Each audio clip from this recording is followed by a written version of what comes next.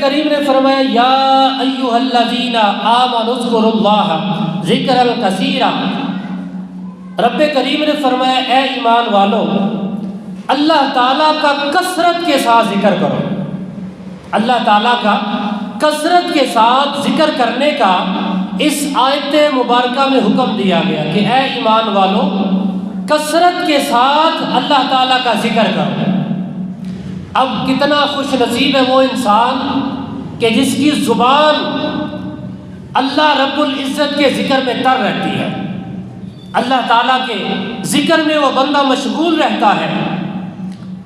تو رب کریم نے فرمایا یا ایھا الذین آمنوا اذکروا اللہ ذکرا کثیرا، کہ اے ایمان والو، جو سیدی اعلیٰ حضرت نے اس کا ترجمہ کیا کہ اے ایمان والو بہت زیادہ اللہ تعالیٰ کا ذکر کرو، بہت زیادہ اللہ تعالیٰ کو یاد کرو۔ اللہ تعالیٰ کو یاد کرنا، اللہ تعالیٰ کا ذکر کرنا، فرمایا اگر خشکی میں ہو، تری میں ہو، پھر بھی اللہ تعالیٰ کو یاد کرو، سمندر میں ہو اللہ تعالیٰ کو یاد کرو، بیماری کی حالت میں ہو اللہ کا ذکر کرو، تندرستی کی حالت میں ہو اللہ تعالیٰ کا ذکر کرو، جس حال میں بھی ہو اللہ تعالیٰ کا ذکر کرو۔ یا ایھا الذین آمنوا اذکروا اللہ ذکرا کثیرا، کہ اے ایمان والو کثرت کے ساتھ اللہ تعالیٰ کا ذکر کرو۔ تو کثرت کے ساتھ اللہ تعالیٰ کا ذکر کرنے کا حکم دیا گیا، اور اللہ کا ذکر حقیقی معنوں میں جو اللہ کا ذکر ہے یہ روح کی غذا ہے۔ جو اللہ کا ذکر ہے یہ ہمارے روح کی غذا ہے۔ آج کا نوجوان غفلت میں جہالت کی وجہ سے موسیقی کو یا گانے باجے کو روح کی غذا سمجھتا ہے، اس کو اپنی تسکین کا باعث سمجھتا ہے۔ وہ سمجھتا ہے کہ گانے بجانے سے یا اس طرح فحاشی اور عریانی سے میں اپنی روح کو تسکین دوں گا، میرا دل اطمینان میں آ جائے گا۔ نہ اللہ کریم کا فرمان عالی شان ہے کہ اے بندے اگر تو یہ چاہتا ہے کہ میرے دل کو اطمینان مل جائے، میرے دل کو قرار آ جائے، تو پھر کثرت کے ساتھ اللہ تعالیٰ کا ذکر کر۔ سبحان اللہ۔ اللہ تعالیٰ کا فرمان ہے، رب کا قرآن ہے، کیونکہ سب سے بڑی جو دلیل ہے وہ اللہ تعالیٰ کا قرآن ہے۔ خالق کائنات نے کلام پاک میں ارشاد فرمایا، خالق کائنات نے ارشاد فرمایا الا بذکر اللہ تطمئن القلوب۔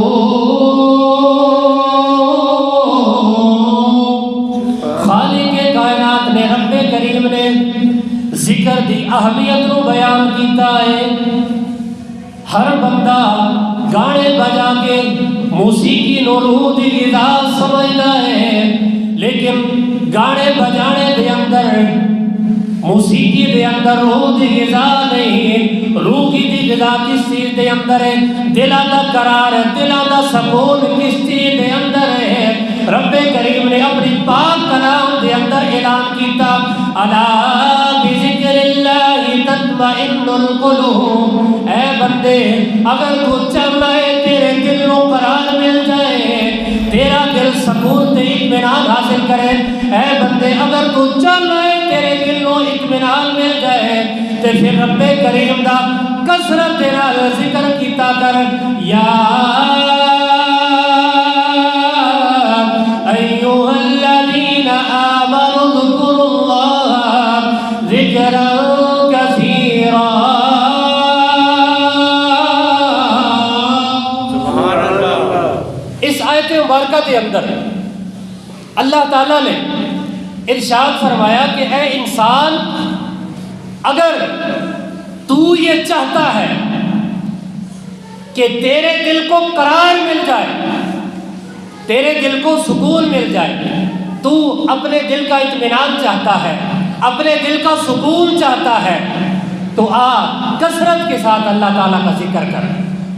یہ پارہ نمبر 22 کی آیت مبارکہ ہے، یا ایھا الذین آمنوا اذکروا اللہ ذکرا کثیرا۔ کثرت دے نال اللہ تعالیٰ دا ذکر کرنے کا حکم دیتا گیا اس آیت مبارکہ دے اندر۔ اب دیکھیں اللہ تعالیٰ کا ذکر کیا ہے، اللہ تعالیٰ کا ذکر کیا ہے؟ نماز پڑھنا یہ بھی رب کا ذکر ہے، اللہ اللہ کرنا یہ بھی رب کا ذکر ہے، اور تسبیحات پڑھنا یہ بھی اللہ کا ذکر ہے، درود پاک پڑھنا یہ بھی اللہ تعالیٰ کا ذکر ہے، اپنے اوقات کو عبادت میں مشغول رکھنا، اپنے اوقات کو فضولیات سے بچانا، اپنے دیگر جو فضول مشاغل ہے ان سے اپنے آپ کو بچا کر رکھنا، اور اپنے آپ کو اللہ تعالیٰ کے ذکر میں مصروف رکھنا، وہ بندہ اتنا خوش نصیب ہے کہ وہ بندہ اس آیت مبارکہ کا مصداق بن جاتا ہے۔ سبحان اللہ۔ جو اللہ تعالیٰ فرمائے یا ایھا الذین آمنوا اذکروا اللہ ذکرا کثیرا، کہ اے ایمان والو کثرت کے ساتھ اللہ تعالیٰ کا ذکر کرو۔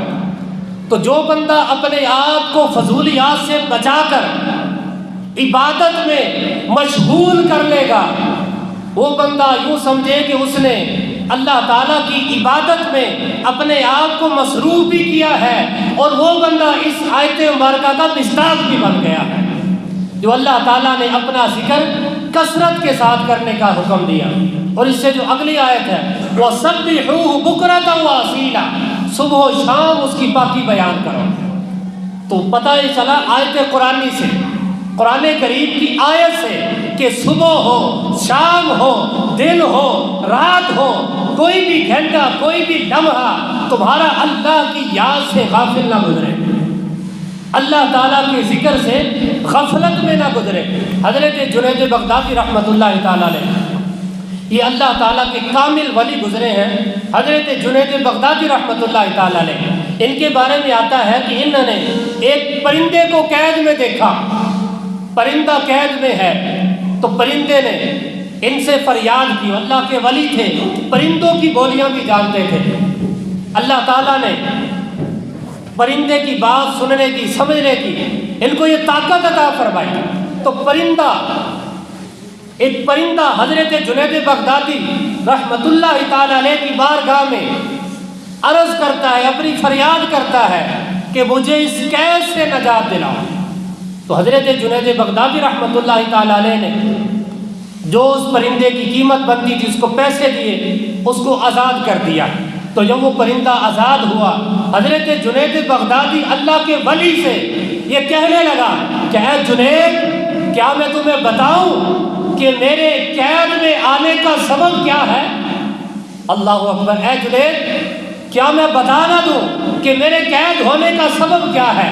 میرے بھائیوں توجہ فرماؤ، ایک طرف ہے ذکر الہی اور ایک طرف ہے ہماری غفلت، ایک طرف ہے نمازوں کی پابندی اور ایک طرف ہے ہماری غفلت، ایک طرف ہے رب کے گھر میں آ کر اپنی جبین نیاز جھکا کر رب کریم کی عبادت میں، نماز میں مشغول ہو جانا، اور ایک ہے اللہ تعالیٰ کی نافرمانی میں وقت گزارنا، غفلت میں وقت گزارنا۔ اب اس پرندے کا جواب سنیے، وہ پرندہ کیا کہتا ہے؟ وہ پرندہ کہنے لگا، اے جنید، میں اپنے دیگر پرندوں کے ساتھ قطار میں تھا، اور وہ سارے کے سارے پرندے اللہ تعالیٰ کے ذکر میں مشغول تھے۔ ایک مرتبہ سارے بولے، کس میں مشغول تھے؟ اللہ تعالیٰ کے ذکر میں مشغول تھے، لیکن میں ذکر اللہ سے غافل تھا۔ اب اس پرندے کی بات سنیں اور ہم اپنا محاسبہ کریں کہ ہماری حالت کیا ہے۔ وہ پرندہ کہتا ہے حضرت جنید بغدادی رحمت اللہ تعالیٰ علیہ کو، اے جنید، سارے پرندے اللہ تعالیٰ کی عبادت میں مشغول تھے اور میں اللہ تعالیٰ کے ذکر سے غافل تھا، غفلت میں تھا۔